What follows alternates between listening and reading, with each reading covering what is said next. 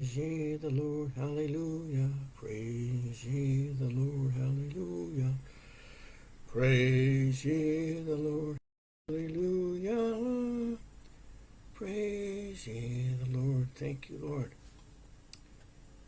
Good morning, friends, relatives, brothers and sisters. Good morning, world. Here we are again today. I had a weekend in the Dead Sea. It was 46 degrees Celsius. It was hot. Well, it was hot. But the hotel where we were was air conditioned. Hallelujah. We were blessed. We went there with our friends for the weekend. Needed the break. Anyway, we had a good time. I am now officially 77 years old, loving every minute of it. Hallelujah. I'm still upstanding. Today, I have an interesting topic, which I believe is on everybody's mouth, thoughts at least. The thought of unity. Where is the unity? In Deuteronomy chapter 6, verse 5, it says, Thou shalt love the Lord thy God with all your heart, with all your soul, with all your strength.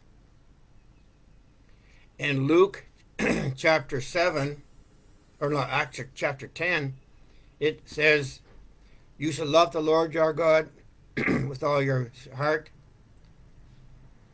with all your strength, with all your soul, and your neighbor as yourself. There is the foundation for unity.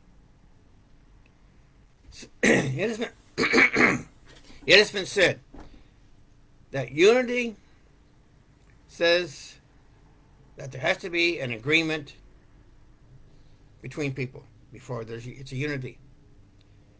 It's a mutual understanding, like a marriage. This is what a lot of people today look at as an example of unity. God says, by his grace you are saved through faith. It is not of works. It is a gift of God. No one can boast of the unity that God gives us. So we are talking about today what gives us our unity. Among the believers we find two covenants spoken of in the Bible. There's the Old and the New Covenant. Each covenant has its major focus. Each has a group of people following. And depending on how strict they are following each of these covenants, you will see the attitudes of the people towards the other half, the other covenant. Even the language. Today we have an English Bible, and the majority of us understand it's English. Then we have the New Hebrew Bible, which changes a lot of words so that it reflects the Jewish traditions of the Old Testament. Just the fact that the changing of the words from English to Hebrew creates a disunity amongst the body of believers. It is a separating point. In the Old Testament, we have a focus. And our focus over the past 100 years in Israel here, and other places in the world, is back to the Jewish roots. That's about, I think it's about 100 years now that we've been looking at that. The focus is on a temporal reality. We need to do something to please God. But John 17 says, We are in the world, but not of the world. And the purpose of Torah, or the law, is to point out our sinful nature, as we read in Romans chapter 3, verses 20, or chapter 4, verse 15. It's the knowledge of our sin. That's what the law, Torah has done. On the New Testament side, we are the followers of God's grace. By grace, we are saved. But there has come up out of this side of the fence a replacement theology, which says Israel is no longer God's covenant people. The church has replaced them. In the New Testament, the believers are called to, and they're not necessarily doing it, focus on the eternal. They're to focus on a walk of faith. The purpose of grace and the new birth is to transition us from the old life to a new eternal life. Like it is written in 2 Corinthians 5:17. Therefore, if we are in Christ, we are new creatures. Behold, all things have passed away. Behold, all things have become new. In Romans 5, chapter 1, Romans 5, verse 1, therefore, being justified by faith, we have peace with God through our Lord Jesus Christ, through whom also we have access by faith into this grace in which we stand and rejoice in the glory of God.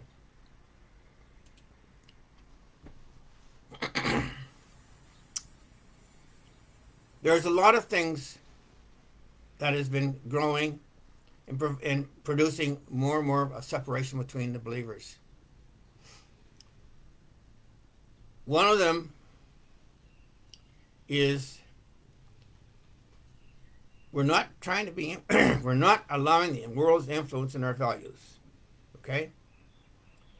Filled with the principles of God's Word and having an influence on the people around us is one of the things that is under the old covenant focus. Versus walking by revelation knowledge and not just by Bible principles.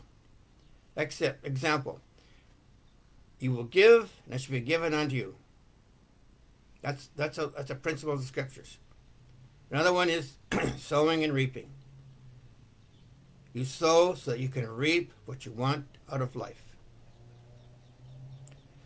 Verses Deuteronomy 28:1. Diligently obeying the voice of the Lord.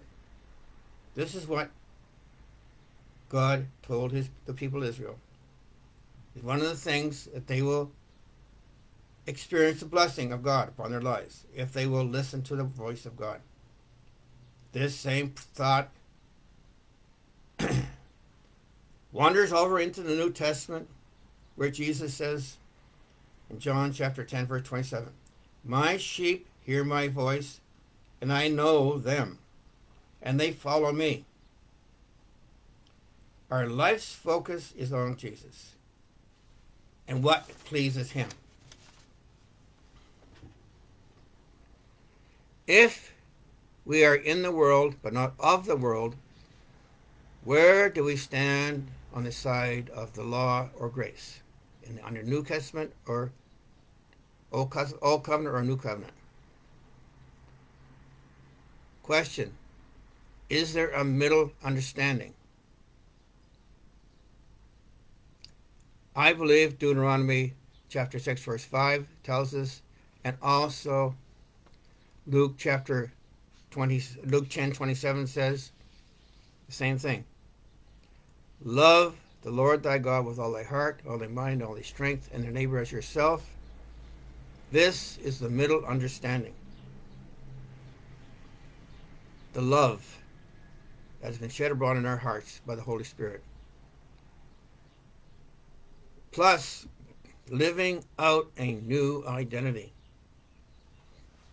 What am I saying here? In John chapter 1, verse 12, but as many as received him, to them he gave the right to become children of God.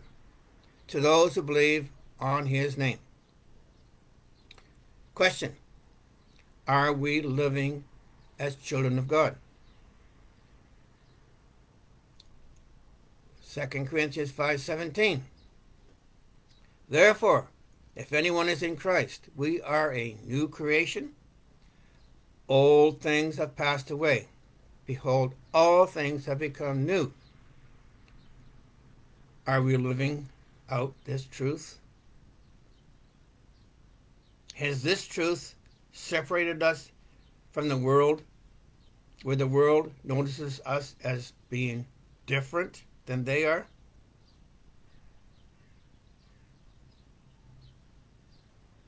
In Galatians chapter 3, verse 27 to 29, talking about a new identity. For as many of you as were baptized into Christ, God's anointed one, the Messiah, have put on the new and have put on Christ, or God's anointed one. Now, I'm using this for a purpose, because like we said in the very beginning here, language is important. 28. There is neither Jew nor Greek, there's neither slave nor free, there's neither male or female, for you are all one in Christ Jesus, God's anointed one. We are part of the body of Christ, the body of Jesus, body Messiah. Now, that one word is translated in different languages, using different words. 29. And if you are Christ, belonging to him, then you are Abraham's seed and heirs according to the promise. Our unity is not according to what we have accomplished, but according to as he has chosen us from the foundation of the world. God has chosen us to be his children, to be new creatures in Messiah, in Yeshua, in Christ. We are new by the blood of Yeshua, blood of Jesus. But according to he has chosen us from the foundation of the world. We are a united body, and he is the head. Once we become born again, the Spirit of God enters into us, and that brings a union between us and the head, Yeshua, in Jesus. From now on, we function as the head desires us to. Like John 15 teaches us. He is the vine, we are the branches. Our connection to him gives us our life, allowing us to grow and bear fruit. This is what gives us our identity, the life that flows from him through the vine into us and through us. Now, this is about as far as I can go this morning, because I want to go a little bit deeper. I want to try and do that next week, which is understanding the one new man. We'd have to go to Ephesians chapter 2. And that's to me, that's a big topic to look at. Our unity is found in who we are in Christ, in Jesus. We are part of God's kingdom. We've even been given a new nature, which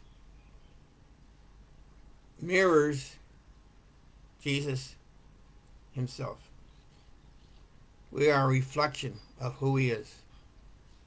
Just like we read in Genesis chapter 1. We were created to be reflectors of God's presence, of God's image. Created in his image, in his likeness. This is who we are. And the more I sit back, and the more I take and focus myself on him, I look on him as my life, my all in all, my identity, I will begin to function like he did on the earth.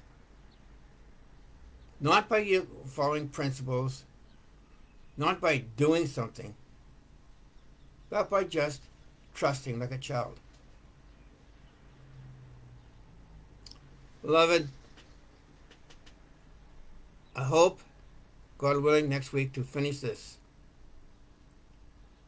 And I'm putting it down in 2 bite-sized periods of about 15 minutes so that we can have time to think about it and prepare for it next week. So for now, I'm going to close. And I pray that the Spirit of God will help you understand who you are in the kingdom of God. Who we are as brothers and sisters. God bless you. Talk to you again next week.